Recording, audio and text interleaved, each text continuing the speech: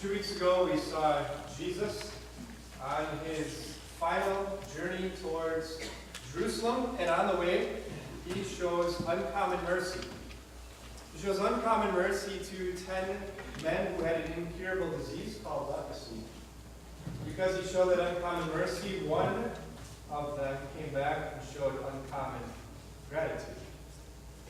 Last week, we saw Jesus the week before he was going to suffer and die, and he's walking through that town of Jericho, and there we meet vertically challenged Zacchaeus. And through Zacchaeus, we learn that overwhelming gratitude leads to overwhelming generosity. And so today we find Jesus just 3 days. 3 days before that day that he is crucified on the cross. And where do we find Jesus? He's in the temple courts. The courts of the temple, the people are gathered there, and Jesus is teaching them. And as per his habits, Jesus teaches with parables. Parables were earthly stories, earthly illustrations that had a spiritual meaning. And so through this parable, today we will learn how thankfulness shows itself in faithfulness. In our gospel reading today, Jesus told us that the kingdom of heaven is like a man going on a journey, who called his servants and entrusted his wealth to them. And from the amount of money that this man gives to his servants, we can tell that this man was very extremely wealthy. Matthew tells us that he gave 5 talents of money to the first servant. The translation that you heard in the reading today says 5 bags of gold. The Greek says talent. We're not exactly sure what a talent was, but we know that it was a lot of money. And some scholars think that it was actually 75 pounds worth of silver. How much was that worth in Jesus' day? We don't know. But if you would convert it to today's money, that would be about $300,000 for 1 talent. So he gives this first servant 5 talents. That's $1.5 million that he gives to this one servant. To the second servant, he gives $600,000, and to the third servant, he gives $300,000. And then he goes away on a long journey. Immediately, the first servant takes that $1.5 million and he invests it, and he works it, and he works with other businesses, and he doubles his master's money. The same with the second servant. He invests that $600,000 and he doubles it, $1.2 million now for his boss. And now you have this third servant. The third servant takes his 300 large and he puts it in a box, and he digs a hole in his backyard and he buries it there and keeps it there. Long time passes before the master returns from his journey and decides to settle accounts with his managers. And so he calls the first manager into his office, and there the manager is able to tell his boss, "This is what I did with your money. I doubled it for you." And the master says to him, he says, "Well done, good and faithful servant. $3 million, that's fantastic. You have been faithful with a few things. I will put you in charge of many things. Come and share your master's happiness." Second servant is called into his office. He presents to his master, "Here now, look, master, I've doubled your investments. You have $1.2 million now from these investments." And the master says the same thing. He says, "Well done, good and faithful servant. You have been faithful with a few things. I will put you in charge of many things. Come and share your master's happiness." Then the third servant is called into his boss's office. And you can maybe picture that third servant taking the box and setting it on his desk, maybe dusting it off from the dirt and the ground. And he begins to make excuses why he did not invest his master's money. And then he begins to blame his master for why he didn't invest his money. He was afraid. He was afraid that maybe the master would somehow get mad if he invested it and somehow lost it. So he says to this servant, he says, "You wicked, lazy servant, You could have at least put the money in the bank and earned interest with it. So the master takes the $300,000 and gives it to the first servant, and he kicks that servant out onto the street. Now, when we read Jesus' parables, we have to keep in mind that there's always one main point. And the main point of this parable is that God is generous to us, that he gives us talents, he gives us abilities and skills.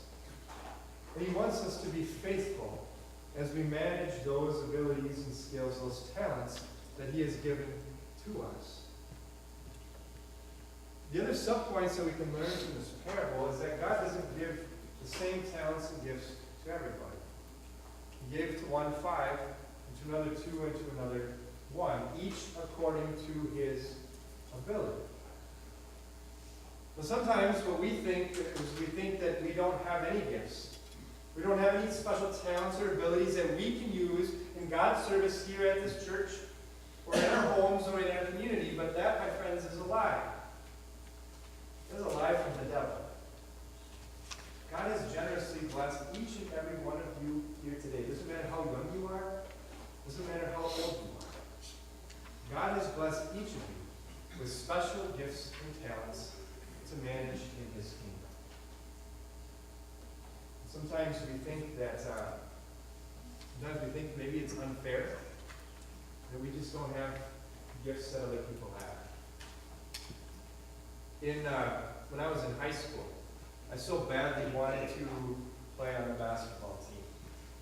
I wanted to join the basketball team. It doesn't matter if it was freshman team, JV, or varsity. I wanted to play on that team.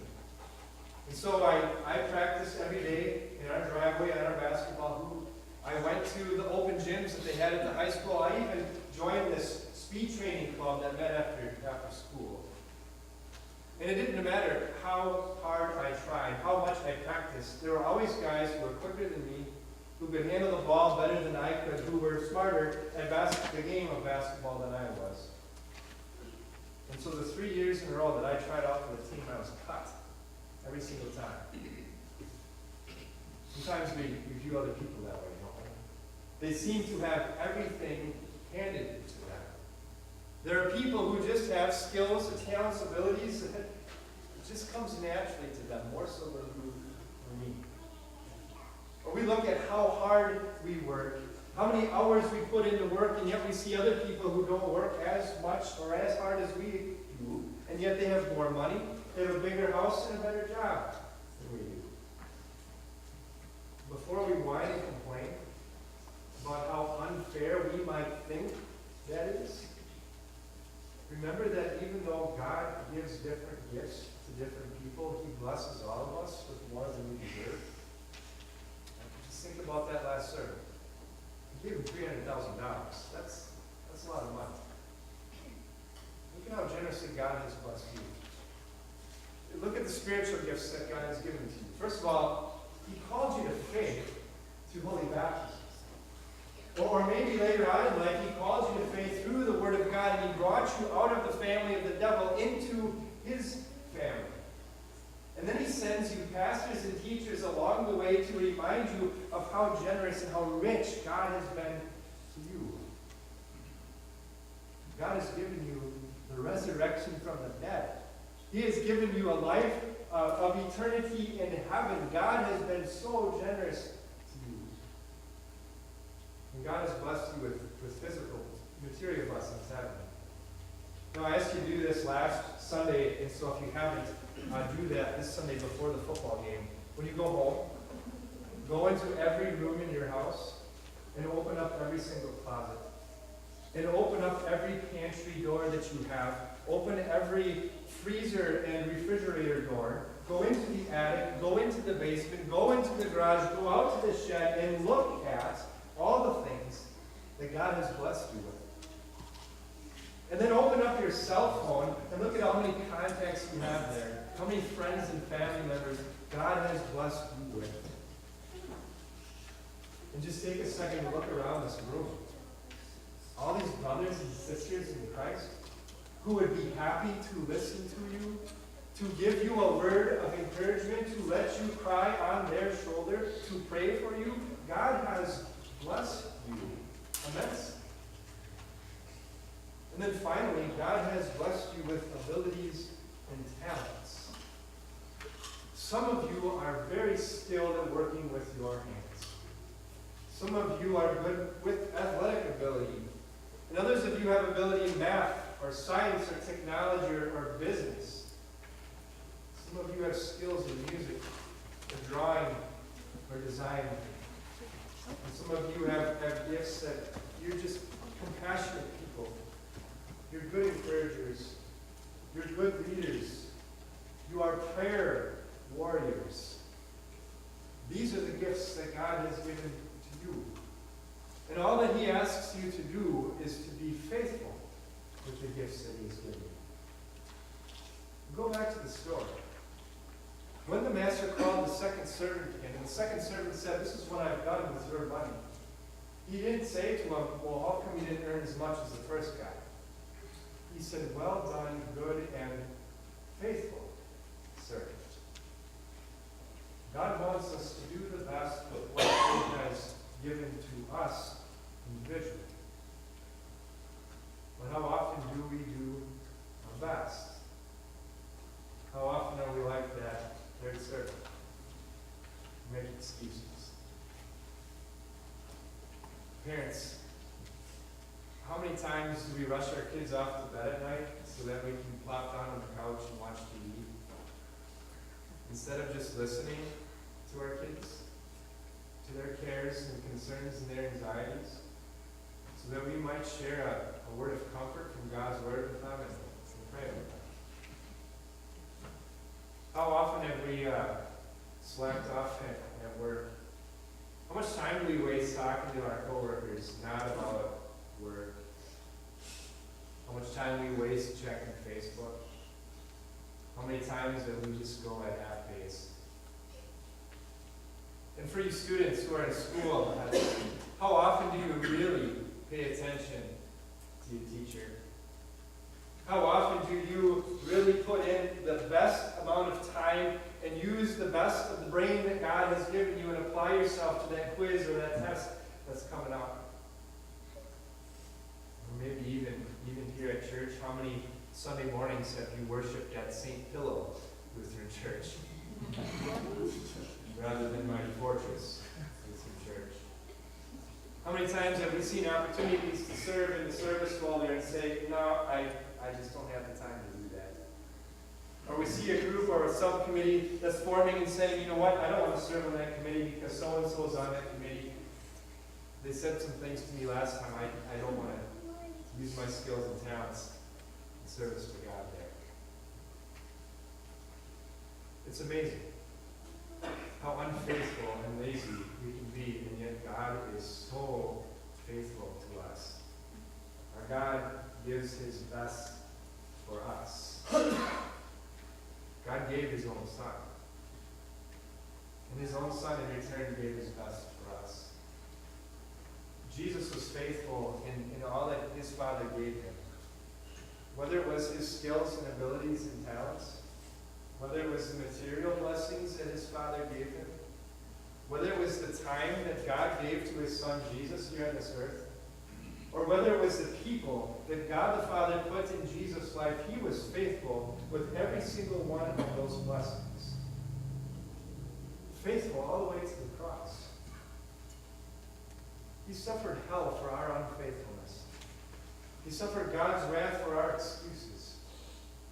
He suffered death for our complaining and comparing of gifts with others.